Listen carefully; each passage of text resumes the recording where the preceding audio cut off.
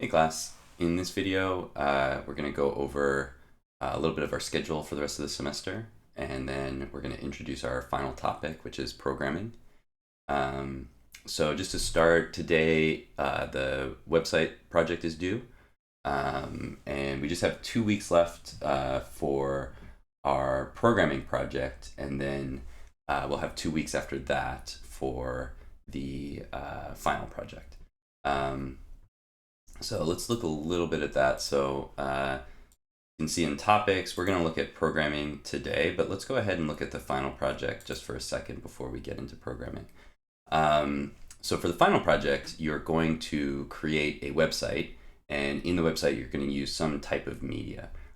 So that could be an image, it could be an audio piece, it could be a video piece. The important part, or animation, but the important part here is that this is going to be a new piece. It's not going to be something that you created for one of your previous assignments.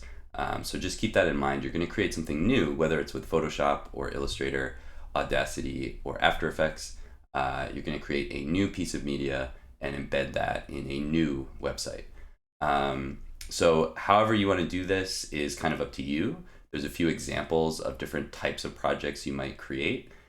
So one example could be a comic book. So we've made this choose your own adventure story. You could do something similar where you create images in Photoshop or Illustrator and tie them together using links on a website. You could do another animation and embed that on your website. So you could create a character, you could create sort of a campaign and make a website based around that animation. For audio, you could do like a series of interviews and embed different interviews on a page and include some text or images or other things. So that's the basic idea, is to take some of the media stuff that we learned earlier in the semester and combine that with the web development stuff that we're learning now and create a new website with all those components. So I'll go over this more in a couple weeks, but these are all the deliverables for the project. So we're going to start with a creative brief, which is a way to kind of introduce and pitch the idea that you have. And then, of course, we'll have the edit files for the projects, and we'll have an Open Lab post and a website. So I'll have to update a couple things here, but overall that should be kind of the basic thing that we're going to do. So that's just a little bit of a heads up. You can start thinking about what you might want to do for your final project. We are going to have 2 weeks at the end of the semester to do that, so you have some time, but not a ton of time. So it might be good to start thinking about something that you might want to create for your final project. So for today, we're going to get into programming. So I'm going to go over to the programming page. And so we have 2 weeks on this. 2 weeks is not a lot of time to really learn programming. If you're really interested in programming, there's other classes where you would spend an entire semester doing programming. So MMP 210 would kind of be the follow-up to this programming section. So we're just going to cover some of the basics. We're not going to have time to really go into a ton of depth as usual in this class. We're just going to look at a couple basic things that we can do, and we'll make a very simple project based on those things that we're going to learn. So we're going to do a sort of Mad Libs style project. I'm going to update a couple things here. Okay, I went ahead and just updated this to Code Sandbox because that's the editor we're using this semester. Anyway, so we're going to make a Mad Lib style program, and this will just give us a chance to do some really basic user input where a user will type in some words, and then we'll take those words and we'll combine them into a story. So if you've never done a Mad Libs before, this is kind of an old game where people fill in kind of random words, and then they get plugged into a story, and you get kind of a goofy or unpredictable outcome. So you can see a lot of examples of this on this Mad Libs website. There's plenty of other examples. Sometimes people ask you to fill in like parts of speech. Sometimes they ask you to fill in specific different things. I don't understand how I put this in. See if there is. Okay, let's try this one maybe. Yeah, so this is a good example where it'll give you some prompts. You can see there's an adjective, foods, verb, saying, and then I'm just gonna kind of fill this in with some default text for now, and then I'm going to generate a Mad Lib, and you see it's going to generate this text for us. So we're going to make something very similar. This is just a way to kind of learn some basic JavaScript scripting using HTML inputs and communicating between JavaScript and HTML. And that's really the basic idea of programming with JavaScript. It's adding this third component to our web development toolkit. So we learned HTML, which makes up the content of the page. We learned CSS, which makes the styling of the page. And in this lesson and next week, we're going to learn JavaScript, which gives us functionality. So anything that changes on the website, any buttons that we can click or forms that we can fill out, anytime that you have a website where you can post new content is probably using JavaScript. Any like high-end graphics like video games or other things like that are going to be using JavaScript. So JavaScript adds a lot of functionality to the web that isn't built into the two basic languages that the web first started with, HTML and CSS.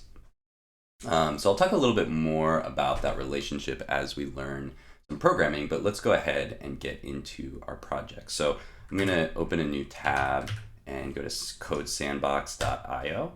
And we're going to keep using this editor. We have run into some issues, but I think those issues are less of a problem than what we were experiencing with P5. So we're just going to stick with Code Sandbox for this project as well. And so once you're on the home page and logged in, you're just going to create a new sandbox. So I'll click on New Sandbox. And then you can see here in the templates, last time we used HTML plus CSS, you can see there's also a JavaScript template. So that's what we're going to get started with. So I'm going to click on JavaScript, and I'm going to call this Mad Libs version 1. We are going to kind of add to this. So I'm just going to start with version 1 here. I'm going to go to the folder and put this on the root folder and make sure to make this public. Remember, if you don't make this public, I'm not going to be able to see it. You're not going to be able to publish it. So it has to be public. Everything else we can leave as default, and we can create a new sandbox. So that's going to load up, and you're going to see we get this nice little basic template. It says hello JavaScript. There's a couple things added in here for us. We are going to change a few of these things, but we'll leave a lot of them the same. So what's interesting here is that we have our index.html. We have a slightly different setup than what I would normally do. So we're going to change a couple things. And then we've got a style sheet here. So this is all inside of a source folder. This is kind of a more modern approach to JavaScript, which is good. I also am getting a message that says update to the latest editor. Let's click on that and just see. Okay, that looks good. So we're going to build our project in a slightly more kind of classic style. So I'm going to move my index.html into the main folder as well as my style.css. And then I'm just going to delete this JavaScript file that they created for me. This is a little bit of a different style that I don't want to use. Don't worry about this. You can make a copy of my project if you want to get it set up the way that I have it set up. And then, so in style.css, I'm just going to delete everything in here. And index.html, I'm going to leave most of this the same, but I'm going to take out a couple things because we're actually going to build some stuff in here. And then I'm just going to change the title here. So I'll call this Mad Libs. And we're going to build a couple things in our HTML so that we can use our JavaScript with our HTML. So let's build out our HTML, and then we'll get started with our scripting. Okay, so what we're going to do is we're going to build this little project, and we're going to ask the user for some inputs, and then we're going to print out a story based on the inputs that they added. So I'm going to start and just build out a little bit of HTML just to kind of get us in a starting point, but most of what we'll do is some scripting. So I'm going to start with a little container. So I'm just going to say div ID equals container. Hopefully you remember what this means from our HTML and CSS lessons. That'll just give me some options, some better options for styling the website when we do that next week. Then I'm just going to add an H1 and just call this madlibs. Oops. And I'll close that h1. Okay, and so now what we're going to look at today is just getting some basic user input. So I'm going to start with one prompt, and then I'll add another prompt, and then for you guys, I'll ask you to add a couple more prompts so you can review. So I'm going to start with just a paragraph just to introduce the user. So I'm going to say, welcome to I guess I don't need to welcome them to the story. So I'm going to say, this website will generate a story based on your input. So just telling them what to expect. And then I'm going to create basically like a label and then something to input. And you obviously can change this around. I'm just kind of doing some basic stuff. So I'm going to start with a label. This is just a HTML element that kind of goes along with an input. So I'm going to say label, and I'm going to say your name, and then I'll close the label. And then after the label, I'm going to put an input. And input is actually just kind of like any type of input in HTML. So if we just look up HTML input and go to MDN, you'll see there's a lot of different types of inputs. So there's text boxes where you can just type in some different text. There's buttons where you can click on a button, check boxes. There's color inputs that bring up a color picker, dates. There's all sorts of different inputs. We're just going to use the main basic default text input. So we don't even have to do this, but normally we would put like a type for the input, and the type we want to put is text. And then we are going to have to reference this in our JavaScript files. So to do that, we're going to give it an ID. So we can use IDs for CSS, but we can also use it for JavaScript. So if I give this an ID and I put name dash input, that way I can find it in my JavaScript when I'm looking for what they put in for their name.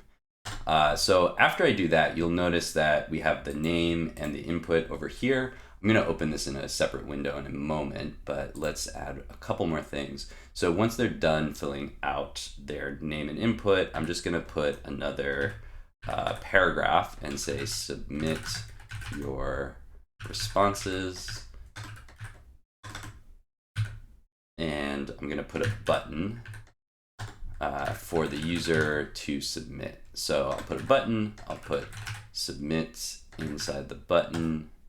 And this is another thing that I'm going to have to reference in my JavaScript. So I'm going to give the button an ID as well. So I'm going to say button ID equals submit. So the reason I use the IDs here, I could use these to style, but the main thing that I'm adding them here for is to reference them in my JavaScript file. And so that when I reference them, when I write my script, I can reference the different components of the web page. Okay, so let's open this up in a separate window, and we're going to open up the developer tools and take a look at what we've got so far. So in Chrome, I can go, I'm covering it up. So in Chrome, I can go to more tools and go to developer tools. And for now, we're going to look at the elements page. So you can see here we've got our container. Let me make this a little bit larger. We've got our container here. We've got our header, our intro paragraph. Here's a label and our input, and then our responses and our submit button. I'm actually going to increase the zoom on the HTML preview as well, just to make it easier to see. And so this is a basic input. So unlike our other HTML components that are just text or images, my user can actually select this and they can type whatever they want into the input. And then we can use JavaScript to see what it is that they've typed and do something based on that input. So we can either, we can create a user, we can use this to verify a password, all the different things that you do on the web that require some type of input, or using scripting and using JavaScript to deal with that input.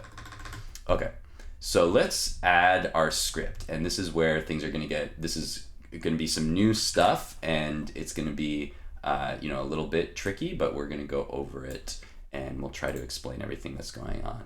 So at the very bottom of my page down here, I'm going to add the script that I'm going to write my program in. So for that, I'm going to write a new script tag.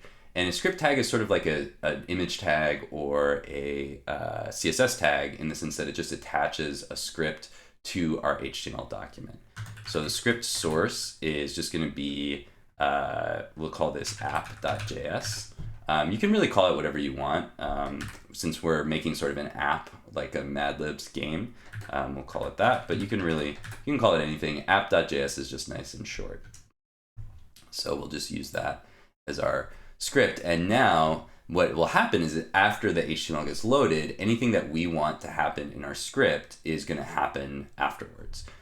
So let's create a new file and start writing our script. So in the file, in the sandbox menu up here, I'm going to click this second button, which is a little page with a plus, and I'm going to call this app.js. And notice that it kind of sees that, you know, it has a different icon from my HTML and my CSS.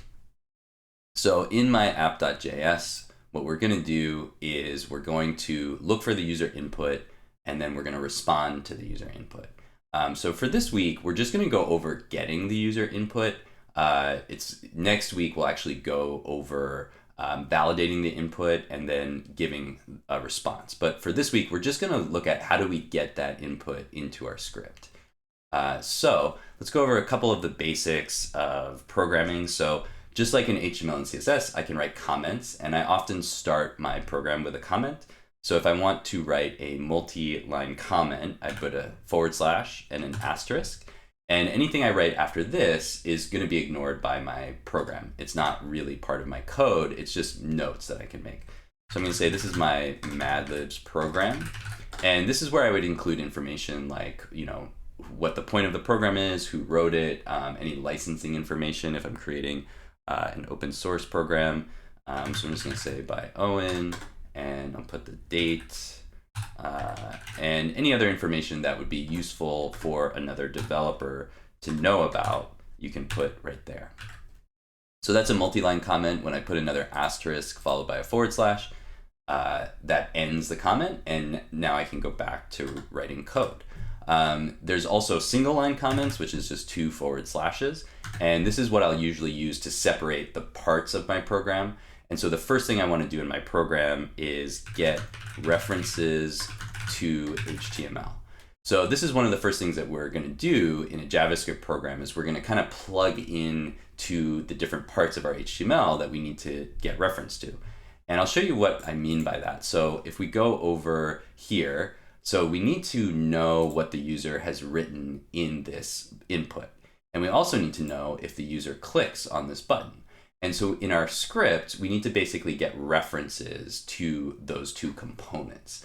The way that we do this is by using the document object model, which is sort of like a map of our HTML page that exists in the browser that JavaScript has access to.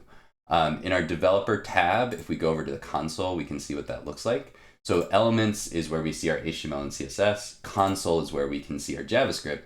And the console is like a very useful tool for programming where we can print messages, we can see if there are errors. It gives us a lot of information about what's happening on the website. So in our console, also if you don't see console, sometimes this menu looks like this. Just click on those 2 errors or these 2 arrows and you'll see the console there. So if you don't see that option, just click on the double arrows and you'll see the rest of the options in this menu. Again, this is just in the developer tools. So again, this is in Chrome. I'm hidden again, but there's more tools and there's developer tools. You can also go straight to the console by hitting Command Option J if you're on the Mac, or if you're on the Windows, I think it's Control Shift J. I'm not 100% sure, but it's something like that. Anyway, you can just use the menu. You can also go to View and go to Developer and go to JavaScript Console there as well. Although I just closed it because I already had it open. So let's go ahead and open it. Okay, so this is all in Chrome. If you're in Firefox, there's some other version of this, but it still exists. If you're in Safari, you won't see this because you have to enable it. So you probably want to use Firefox or Chrome for this. Okay, so inside this console, I can communicate with my HTML page. And the way I do that is I use this thing called the document. And so the document looks like this. If I open this up, you're going to see your HTML. And you're going to see there's, this is some stuff that gets added in by the code sandbox. But if you look at the body, we see the container, we see our header, we see all this stuff. And so this document, this is called an object. So an object is one of the sort of main concepts in JavaScript programming. So let's talk about that for a second. I have a little error. Give me just a second. Okay. So, okay. Just a second. Okay. Let's see if this works now. There we go. Geez. Okay, one more thing. Okay, this time I think we are going to work. There we go. Okay. So I was talking about objects. So an object in JavaScript is a collection of data and functionality. And that's because this is just one sort of paradigm for how to organize code. There's lots of different paradigms. This one is called object-oriented. And this means that we have things like our document, which are objects, and that an object has properties like things like the HTML is sort of the map of the HTML is a property of the document. There are also functionalities. For example, we're going to use a couple of them where we're going to get references to the HTML. So an object is just a collection of properties or data. And functionality. And we usually call functionality either methods or functions. So I'll use a lot of those terms as I'm programming, and we'll just kind of talk about we're going to talk about basically data and properties versus functionality and methods. That's kind of the main thing that we're going to look at, the difference between those two things as we're writing our code today. Okay, so let's get back to our script. So the first thing I'm going to do is get references to the HTML components that I need.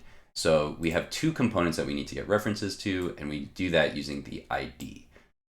So we have the name input and we have the submit. And so the way that we do that is we assign a reference to something called a variable. To make a variable, we use var, and let's talk about what that means real quick.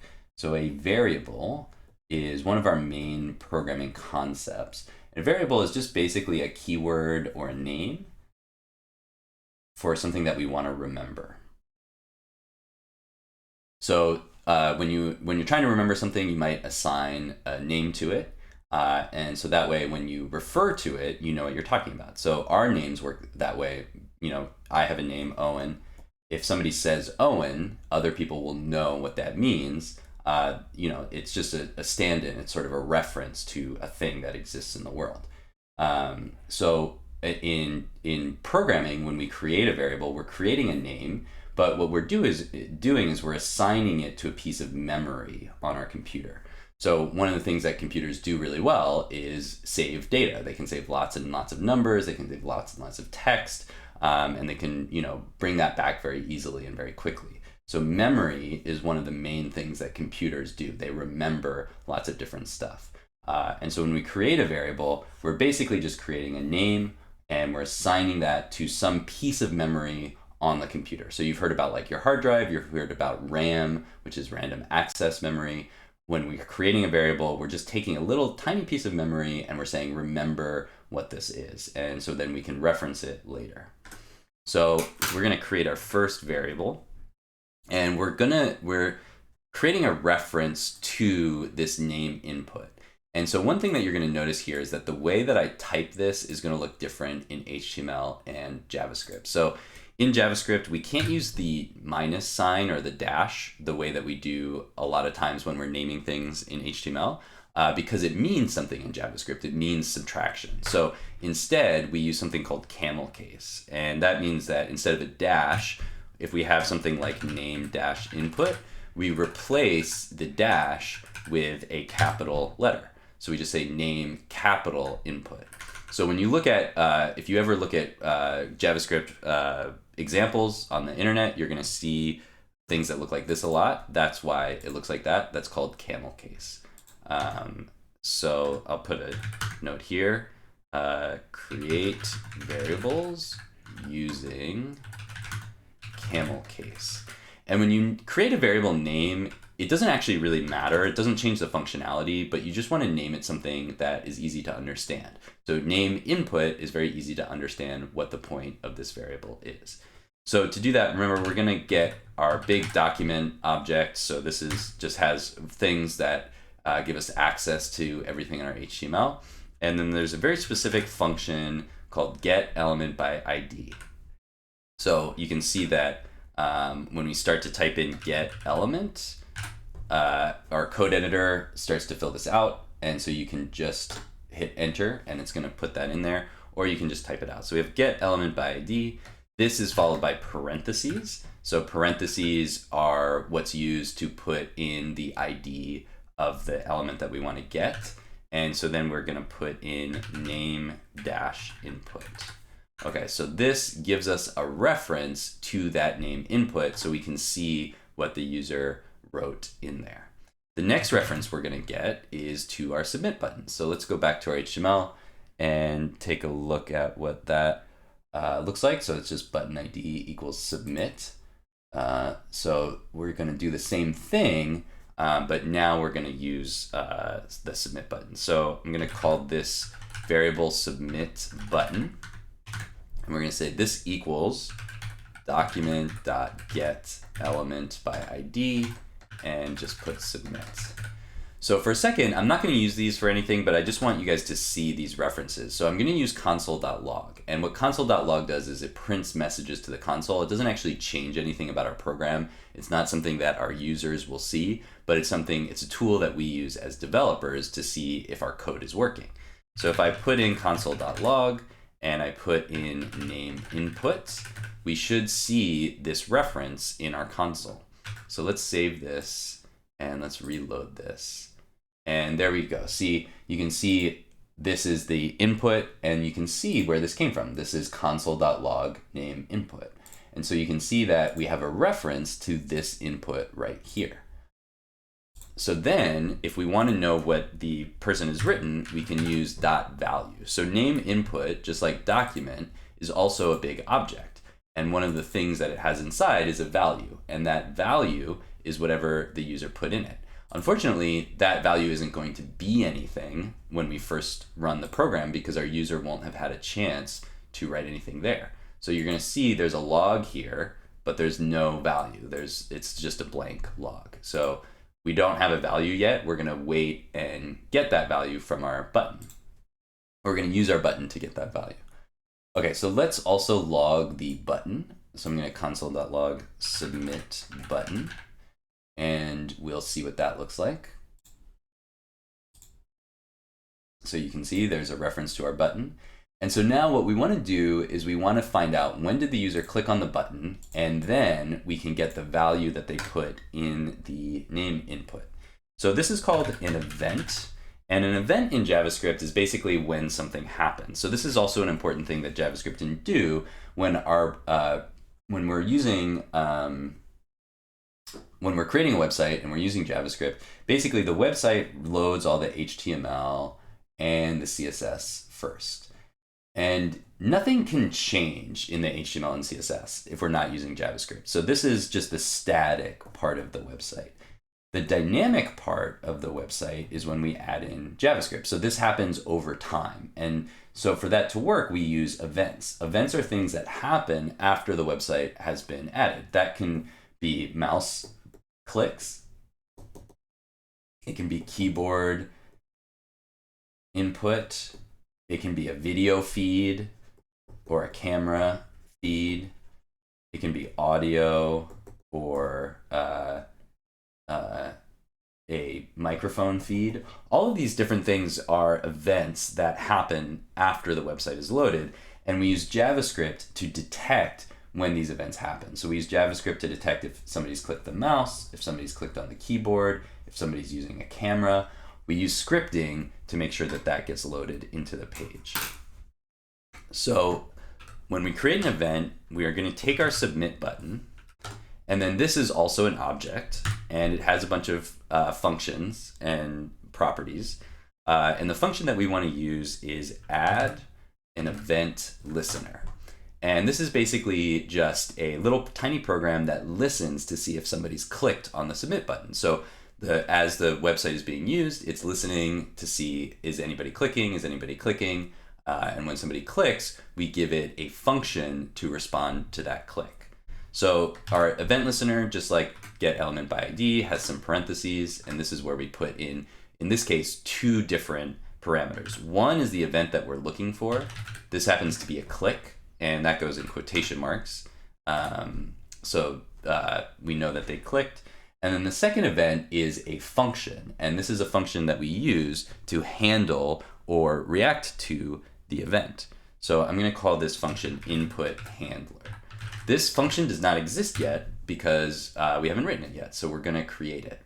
So we've created this bit of code, basically just responds to a click on the button. So listen for a user to click button.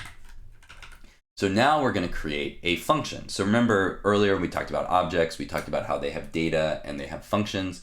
Same thing in programming. We have some data or properties, and these are our variables. These are just references to things on our page. And now we're also going to have a function, which is a block of code that we run when the event occurs. And so that's why we call it an input handler. So to write a function, instead of var, we use function. There are different ways to do this, but I'm just going over kind of the main basic way to do it. And then we put in our name, and we're going to call it input handler, just like we wrote previously. These just have to match. Again, it doesn't really matter what text you use here. As long as they match, they'll work. But we want to name it something that makes sense for what it's doing.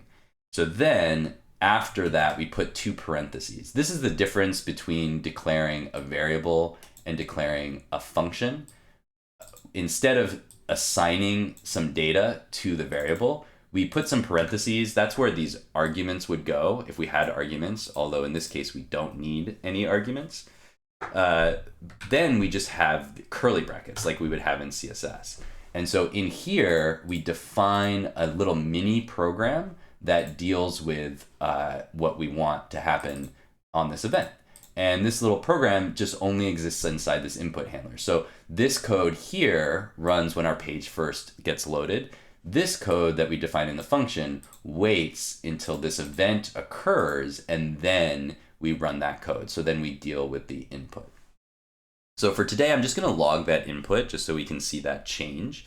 But that's all we're going to do. We're going to deal with the response on the website side next week. Okay, so let's log that value. And this is basically just going to show us that it works, but it's not going to do anything just yet. So I'm going to console.log name input.value. This is just going to show me the value of the name input. Okay, so let's go back here. So when I click the submit button, notice that it logged, but there's nothing there because I haven't written a value here. So let's put in a value here, and then I'll click submit, and then we see that name. And any name that I put here is going to be logged over here. So that way we can get user input, and we can do something with that that's specific to that user. Okay, so that's the basic idea. So now what I'm going to do is I'm just going to go over adding one more input, but I would like you guys to add at least 4 total inputs. So you would want to add 2 more. So let's go back to our index.html, and we'll add another input after our name input. So I'm going to put a label here. And since we're doing a Mad Libs, I'm going to ask the person to put a location. So that's where we can set our story. You can, modify this to tell whatever story you want, but that's what I'm going to do for this example. And I'm going to put a little break right here just to make this a little easier to read. So I'm going to say input, or let's just say add a location. So then I'll close that label and I'll put a new input and I'll use the same type equals text. And then here, remember, we need to give a new ID. So the ID needs to be unique so that we can get the right input on our JavaScript side. So I'm going to call this location-input. Okay, so I'm going to save that. This indent looks a little weird. Okay, so now if I look at my HTML, you'll see I have two inputs. And they're kind of sitting right next to each other, which I don't really like. So how can we break these up? We could either put a div around each one, or we could put a paragraph around each one. Let's put a paragraph around each one. Or actually, let's put a div. Maybe I'll give it a class later. I don't even need a class right now. I just want some type of element container. And since we're not adding CSS right now, we'll just leave this as is. For some reason, it's not formatting today. Still getting used to this editor. Usually when I save it, it does the formatting for me, but it's not doing that today. See if there's a way to format here. No. Okay, whatever. That's fine. Okay, so when we go back here, okay, now we have your name, your location, add a location, and we have a nice little break between those two, and we'll style that up next week. So next week when we deal with the output, we'll also deal with the styling. But we're just looking at some of the basics getting started this week. Okay, make sure I don't have any errors. Yeah, I don't know why it's not styling. Let's refresh the page and see if it will start formatting for me. Maybe I have to have the preview window open. Okay, whatever. I'm just going to keep going. Okay. So now if we want to get a reference to this, this new location input, first I have to add in a new variable. So I'm going to call this location input. And you might say, hey, this is going below the submit button. The order of this really doesn't matter. You might want to order it however you prefer. But the order that we write these references in doesn't actually matter very much. Okay, so we're going to get the location input. We just have to make sure that, the thing that we're looking for here matches the ID that we're grabbing here. Okay, so now we're just going to modify this a little bit. We're just going to log the location input dot value as well. So we haven't really changed all that much. We're just adding one more input. So this is an easy thing for you guys to practice. Just adding two more inputs to this should be relatively easy for this week. So I'm going to save this. I'm going to reload. And now if I put in my name and my location, let's say BMCC, and I click submit. Now we can see we're logging the name and the location. So hopefully you can see that this is something that gets used in basically every website everywhere. Anytime you're logging in, anytime you're submitting a password, anytime you're inputting any type of information, the website is using JavaScript to get that information and then do something with it. We don't see what happens with it as a user, but as a programmer, we're going to use code to decide what to do with that input. So that's it for this first lesson. So hopefully it's really only a few lines of code, but there are a lot of new concepts in there. So we just want to kind of, start simple. So of course, as always, let me know if you have any questions. Again, I'll just put a note here that says, add two more inputs. That's sort of like your homework, for this week. And then once you're done with that, actually, let's go over, I want to make sure to go over what to submit. So once you have your sort of basic website set up, you do want to submit some documentation on the Open Lab just for our weekly update. So let's just grab this window out here and I'll close the console. And this is not going to look that exciting because we've barely done anything, but I'm just going to take a little screenshot of this and then I'm going to post that on the Open Lab. So let's go to our Open Lab page. And I'm going to post a new post.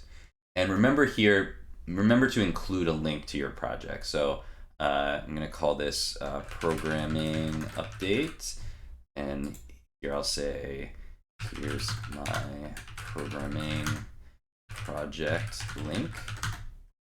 And then I'm just going to go to the share button here, make sure it's public, and copy the URL there and paste it right here. And there's a little bit of extra stuff in here that you don't really need. You can just delete everything up from the question mark. You don't have to, but just to make that a little bit cleaner. And let's just add the link here, open a new tab.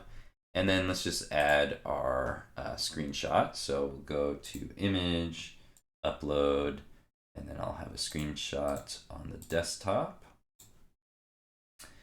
And so that's pretty much it. As long as you have the link to your code, that's really what we want to be able to look at. But a screenshot is nice to give this a little bit of a visual component. So then remember, we have to add a category before we publish. This is just a weekly blog post category. So then we'll click publish. And when that's ready, we'll have done our documentation for this week. So let's go ahead and view the post. And so that looks good. So we're ready to go. So yeah, that's our programming intro. Again, let me know if you have any questions, if you have any issues with anything. This is, again, a whole new paradigm. Even though we've been doing HTML and CSS the last few weeks, programming really is a completely different language and different concepts. So I'm just going to get started kind of simple. Next week, we'll add some CSS to make it look a little bit better. And then we'll add the output. So we'll get all the user input, and then we'll put a story on the page. We'll do that, and we'll also look at how to make sure that they actually put some values in. We'll do like a very, very simple version of sort of a value checker. Okay, so that's it for this week. Let me know if you guys have any questions, and make sure to start thinking about the final project, what you might want to do for that. Because that is coming up very soon. All right, see you guys in the next video.